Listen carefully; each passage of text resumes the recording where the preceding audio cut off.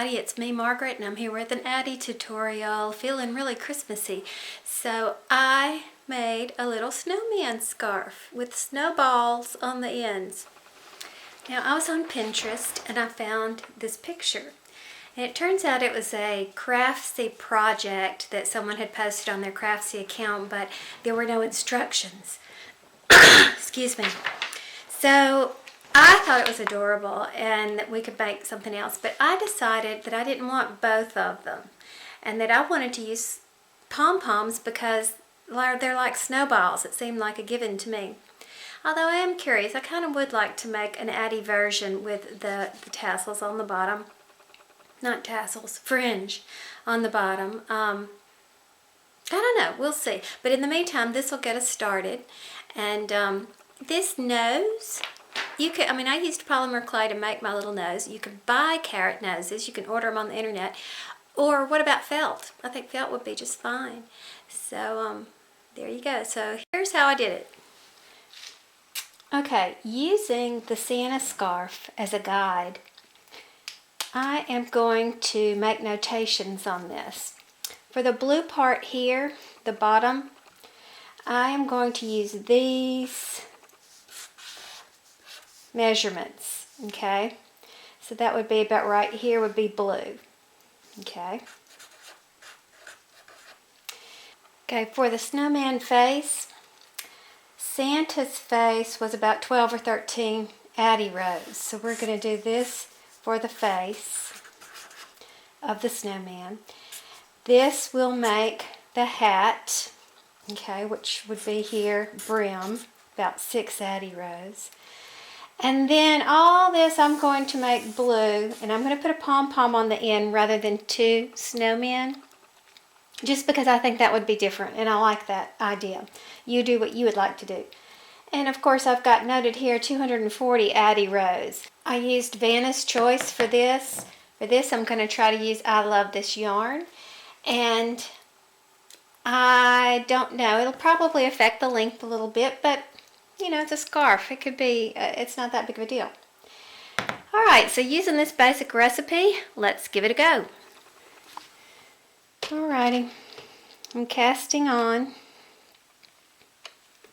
as you regularly would using my Addi Professional. I've never used Hobby Lobby's I Love This yarn on my Addi before. My casting on is your typical get this one, not that one, get this one, not that one.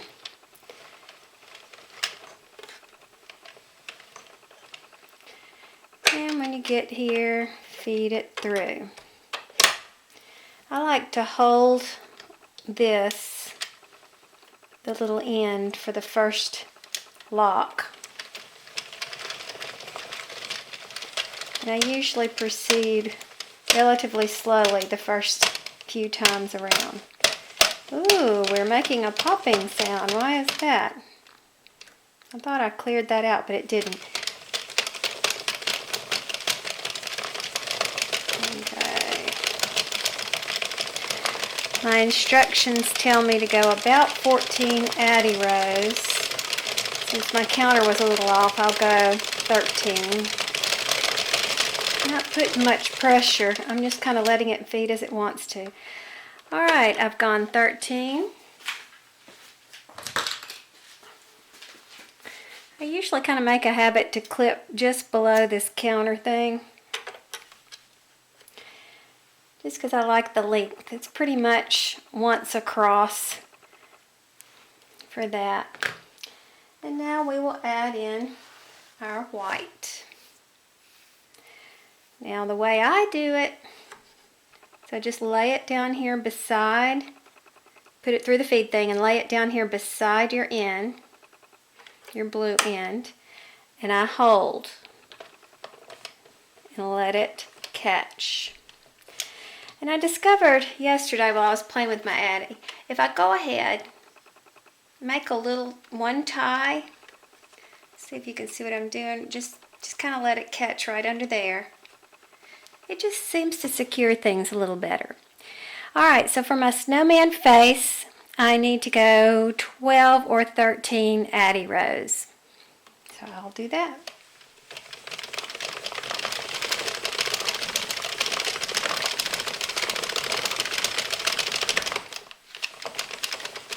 Let's stand it on my yarn. That's not helpful. All right, that's about 13 Addi rows. So we'll stop there. Okay, open, clip. And now we need to do his hat. So we'll get the black out. Now I didn't have any, I didn't bother to buy any I love this yarn, so we're going to use Loops and Threads Impeccable. Very similar in size. Okay, I went a little too far. I like to always start at my black. I'm going to hold it, let it catch, and then tie a securing knot. Now this actually isn't the most secure knot. This is just for my peace of mind as we're going around. I'll secure it better in just a minute. Okay, so my instructions tell me that I want to try, let's see, the brim on Santa was about 6 Addi rows. So we will do about 6 Addi rows for the Snowman's top hat.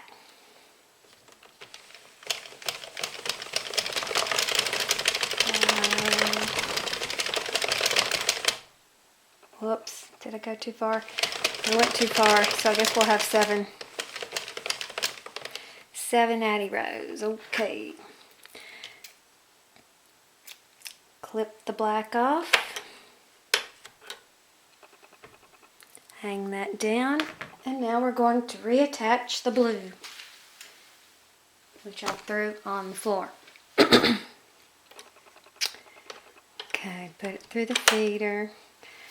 And again, I hold it while it catches and tie a little securing knot.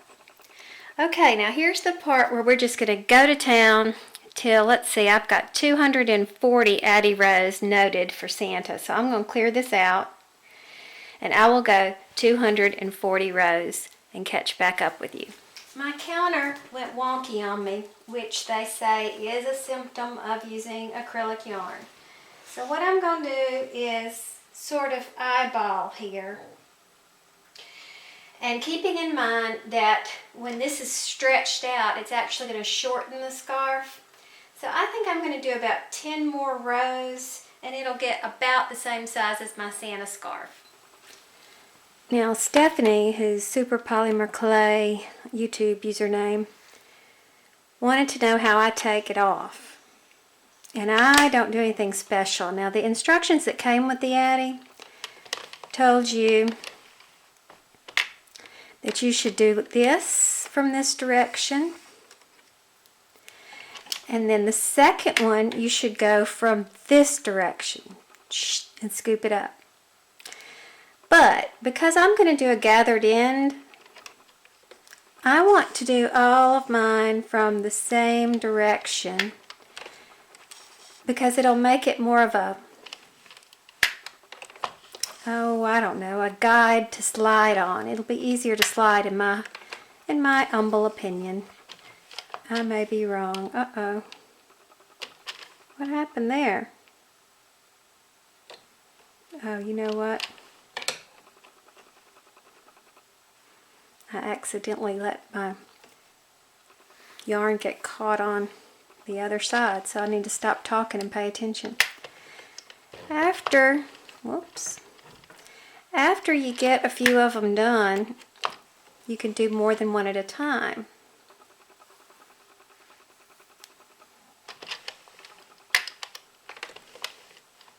I like this little needle that came with it because it has a curved end, so it makes scooping easier. Now, I'm very comfortable using my left hand to do this and using my right to turn the crank, but some people may have to figure out their own method if they must use their dominant hand for the needle part. Yeah, I can do left-handed cartwheels. All kinds of left-handed things.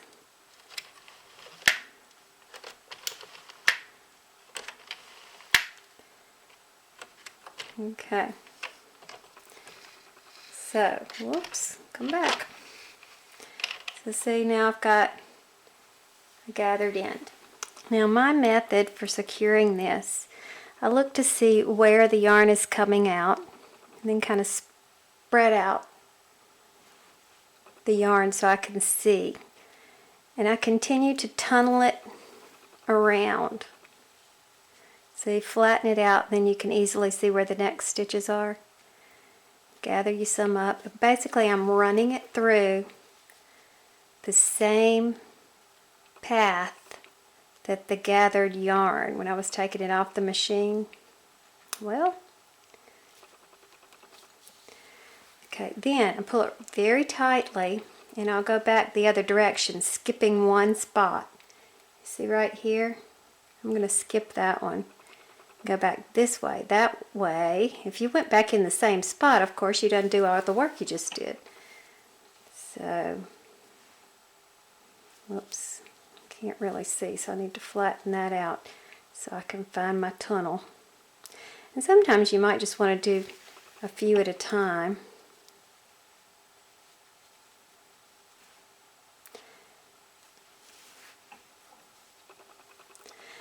Okay, now just for good measure, I'll tie a knot around that last, see right there, that last thing. Partial stitch is what it is. Pull it tight. And then I stick the needle in the center. Kind of got all twisted. And being careful not to grab any from the back, that I'm just going in the middle. And I'll just scooch it down, scooch that needle down through there. Look, it poked out the back. Get it back in. And then just come out somewhere there. So I've got a good amount inside the scarf. Okay? When you pull it tightly and snip, you straighten it back out and it disappears on the inside. Okay, so I'm going to put a snowball on the end, a pom-pom on the end. Now I want to talk about something right here. When you join your new threads, you're going to get this uneven matching of stitches. And that's normal. I know people who hand knit can avoid this with a certain technique, but I don't know how to do it on the Addi. But I think it would be very important just to always join in the same spot. I use my black needles as my starting and stopping point, and that way you can put this guy, this seam in the back, and do your face on this side. Now, of course, you can be your own designer, and in this case, I want to put snowballs. I want to put pom-poms on the end of each of my snowman scarf. But if you didn't want to, where's my picture? If you wanted to do it like this, then this is going to have to be straight, not gathered. And look, you've got all these loose ends that are hanging out here. So you might want to, I've tied these, by the way. I went back and double knotted each of my joins. And again, I don't know what the proper knitting, what a knitter would do in this instance. So any knitters can step in and tell me the proper way to do it. But since those are all going to hide in the middle, and they are tied securely, I'm just trimming them off. Okay, back to what we're doing. All right, center this in the back. And now you've got this rolled bottom. If you were going to put a fringe at the bottom, what you'll need to do is pull on this until it gets even, okay, because it's too wide. This is really hard to do from the angle I'm standing. Okay, does that look about right? I might pull it a little tighter. Excuse me. There. Okay, that looks better. And then you would want to sew this closed, and then of course attach some yarn down at the bottom, but I'm not going to do that. Maybe, you know what, I might do a second one in a different style, but right now what I'm going to do is gather all of this the same way I did the other end, and because I want to put snowballs on the end. That's my vision here. So I'll gather this one closed and meet you back. Okay, here's his little face. Now you can buy carrot nose buttons, but I made these out of polymer clay. The real buttons I saw had little lines like a carrot might have, and I tried to do them, and they ended up looking like a tiger, so I don't know. So I wanted to show you how I Love This yarn compares to Vanna's Choice in the sizing. And clearly Vanna's Choice gives us more space. So I think if I were to do this again using I Love This yarn, I would need to increase to get a larger face. This was Woolies, and it looks to be about the same size here, but the Vanna's Choice and the I Love This yarn is definitely different. It also appears that the width is a little bit different too, but I think it came out really cute. Now, if it were taller, we could use some teeny tiny buttons for his mouth, but I think he looks cute without a mouth, and I don't know, I just really like it. I think it turned out cute. So I hope this floats somebody's boat. I thought it was really cute. Instructions will be, look in the description box and you'll see a link to my blog where I'll put the written instructions.